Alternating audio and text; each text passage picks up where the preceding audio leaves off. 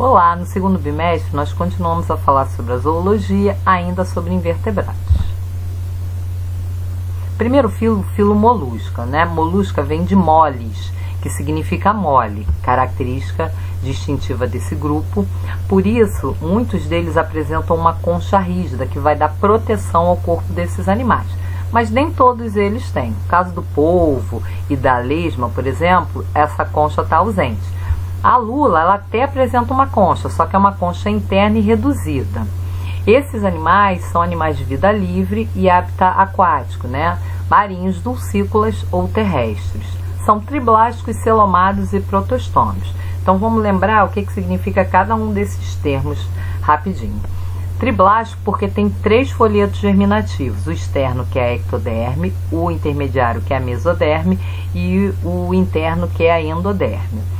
A mesoderme, nesses animais, ela reveste totalmente a cavidade do corpo, então eles são celomados. E são protostômios porque o blastóporo, aquele orifício de comunicação entre o arquêntero, que é o intestino primitivo, e o exterior, origina a boca.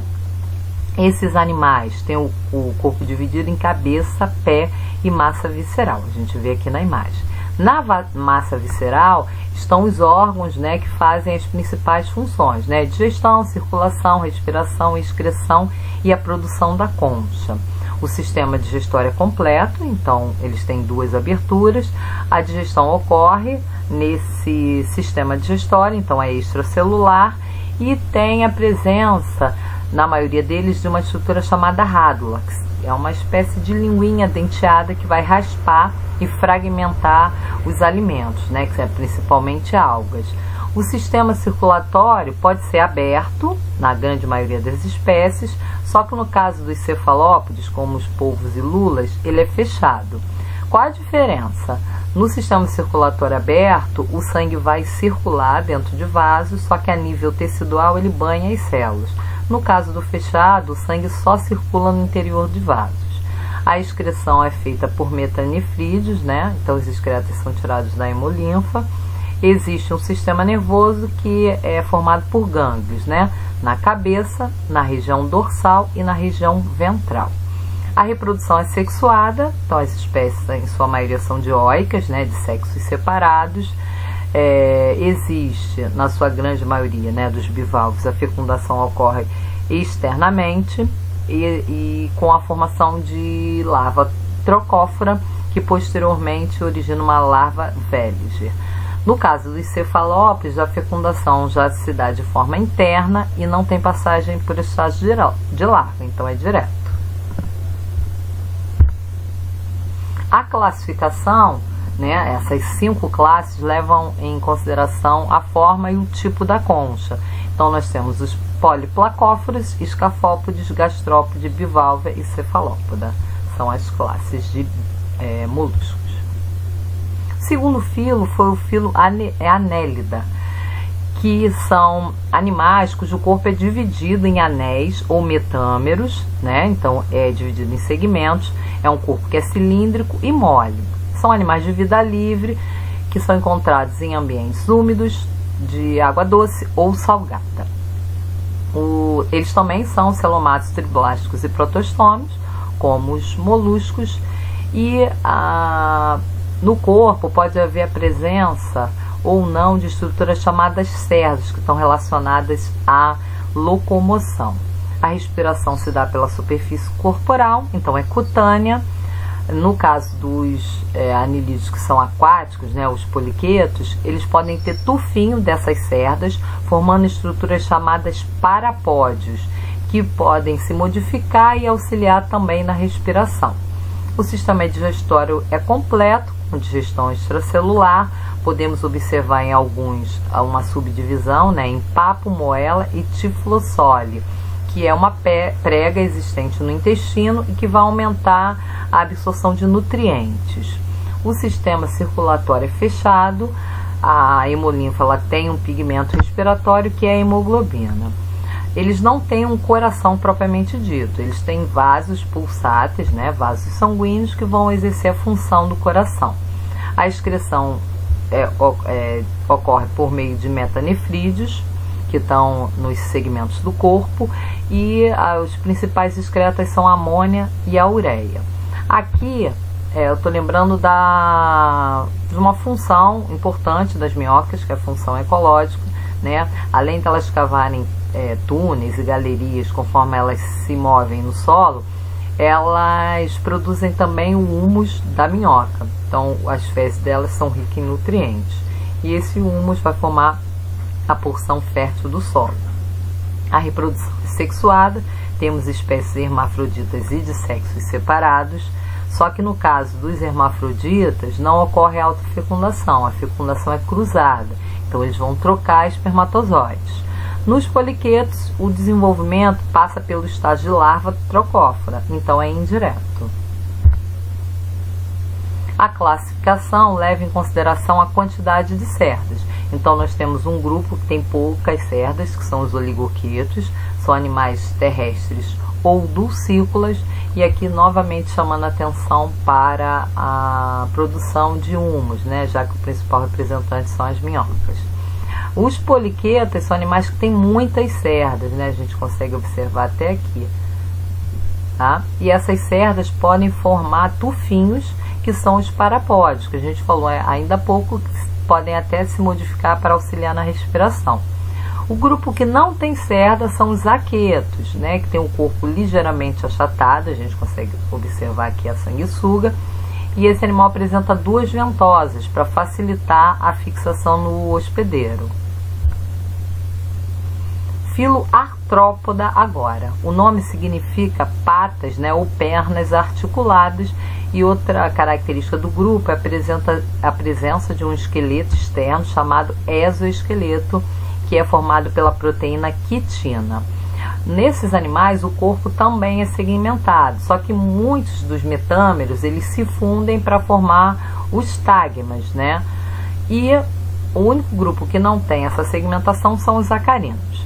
Eles também são triblásticos, celomados e protostômios, e pela presença do exoesqueleto, o crescimento deles é descontínuo, é diferente dos demais animais, né? Então o exoesqueleto, como é uma estrutura rígida, ele não permite o crescimento do animal, ele precisa ser trocado periodicamente. Esse fenômeno, que é regulado pelo hormônio equidizona, se chama muda ou equidise. A reprodução é sexuada, a maioria deles tem sexos separados, com fecundação interna. Pode haver formação de larvas e metamorfose em muitas das espécies. Aqui nós vemos as 5 classes: insetos, aracnídeos, crustáceos, quilópodes e diplópodes. Esse quadro resumo, né, é uma tabela comparativa entre os principais grupos, que está levando em consideração essas características, né? Divisão do corpo, número de antenas e de patas, respiração, o ambiente onde eles vivem, os exemplos e também a presença de quelíceras, pedipalpos e mandíbula. Quanto ao desenvolvimento, eu posso dividir os insetos também em 3 grupos. Aqueles que não sofrem metamorfose, que têm desenvolvimento direto, são os ametábulos, o exemplo da traça de livros.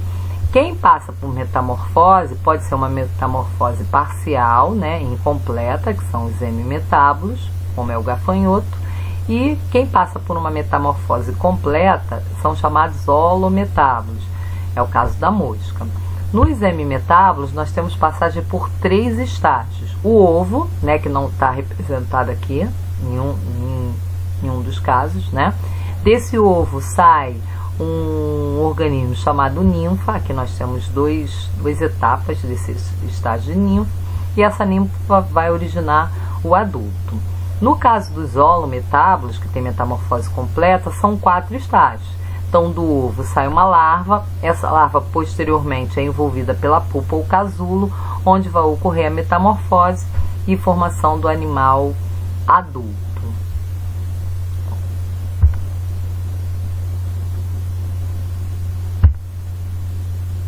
O último filo que nós estudamos dos invertebrados é o filo Echinodermata, né? São animais exclusivamente marinhos que vivem no fundo, né? São bentônicos. A característica principal é a presença de espinhos, que estão aqui bem evidentes no caso do ouriço. Outra coisa que é bem característica do grupo, né, é o fato de eles serem os primeiros animais dentro da escala evolutiva a serem deuterostômios. Então o blastóporo agora não origina mais a boca, mas origina o ânus. A simetria na fase adulta é pentarradial, então nós temos 5 raios de simetria, só que na fase de larva ela é bilateral. Eles são triblásticos e celomados, nós já falamos sobre esses termos. Apresentam um esqueleto que é interno, então é endoesqueleto, que é composto de calcário. Nesses animais tem uma outra característica exclusiva, que é a presença do sistema ambulacrário ou hidrovascular, que vai exercer diversas funções nos equinodermos. Então, fixação ao substrato, locomoção, captura de alimentos, trocas gasosas e excreção. O sistema digestório é completo, excetuando os ofiuroides. Os ouriços do mar apresentam uma estrutura chamada lanterna de Aristóteles. A respiração é branquial, no caso das estrelas do mar, que são asteroides. Pepinos do mar, que são holotúrias, respiram através de árvores respiratórias. Eles não apresentam um coração e a circulação é auxiliada pelo líquido celomático. Existe um sistema nervoso, né, formado por um anel que está ao redor da boca. Desse anel partem 5 nervos, né, pode até ocorrer mais, mas geralmente são 5, que são paralelos ao sistema ambulacrário e vão se distribuir pelo corpo. E outra característica chamativa é a grande capacidade de regeneração. A reprodução é sexuada, com sexos separados, mas a gente não tem dimorfismo, a gente não consegue diferenciar o macho da fêmea. A fecundação é externa, com desenvolvimento indireto. Nesse caso, a larva é ciliada. Quanto à classificação, nós temos 5 classes. A classe Crinóidea, é o caso do lírio do mar. A Equinóidea, onde nós temos o ouriço do mar e a bolacha da praia. A classe Asteroidea, a qual pertence à estrela do mar. A classe Ophiuroidea, das serpentes do mar. E a Holoturoidea, que é do pepino do mar. Tá? No segundo bimestre nós estudamos também os cordados, é assunto do nosso próximo vídeo. Até já!